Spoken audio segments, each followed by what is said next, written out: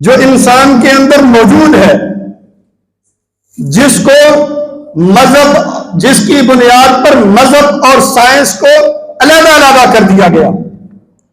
اور کیا ہوا؟ ہونا تو یہ چاہیے تھا نا، سائنس بھی کوئی علم، کو آسمان سے باہر کا علم تو نہیں ہے،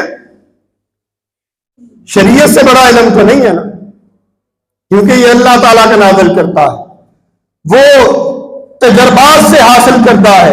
وہ تجربات کس پہ ہیں؟ اس کائنات کے اوپر. اور پھر دیکھا جائے کہ انکار کس بات پہ کر رہے ہو؟ یہ تم مانتے ہو کہ انسان کو ایک ایٹم سے بنایا گیا، مادے سے بنایا گیا، اور اتنا نہیں آج تک پتا چلا کہ اس مادے کے اندر زندگی کون ڈالتا ہے، اس ایٹم کے اندر زندگی کس نے رکھی ہے، یہ سائنسدانوں کو آج تک نظر نہیں آتا. ہمارا مذہب، ہمارا دین بتاتا ہے یسألونک عن الروح، اگر مادے کے اندر زندگی پتا کرنی ہے کہ کہاں سے آتی ہے تو بتا دیجئے قل الروح من امر ربی، یہ میرے رب کا امر ہے روح اس کے اندر، جو مادے کے اندر زندگی دیتا ہے، جو بے جان چیزوں کے اندر زندگی دیتا ہے.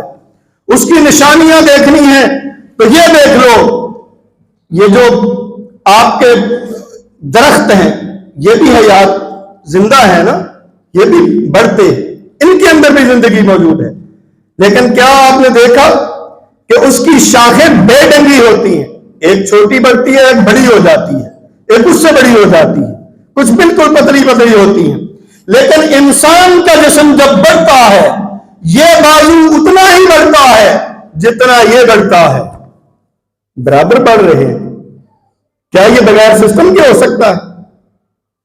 ایسا نہیں ہو سکتا.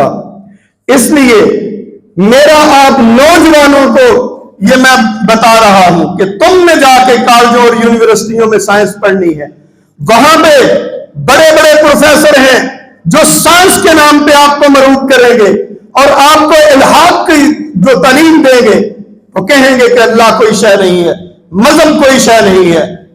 تم کن چکروں میں پڑے ہوئے ہو؟ تو تم نے بتانا ہے کہ تم ہی بتا دو کہ اس مادے کے اندر زندگی کون ڈالنے والا ہے. کوئی جواب نہیں ملے گا. پھر یہ سورہ اسراء کی آیت پڑھ کے بتانا کہ یسألونک عن الروح، یہ سسٹم کہاں سے آتا ہے، یہ کہاں سے زندگی آتی ہے. من امر ربی، یہ اللہ کا امر ہے. وہ امر کیا ہے؟ کن، وہ کن کہتا ہے، زندگی رواں دواں ہو جاتی ہے.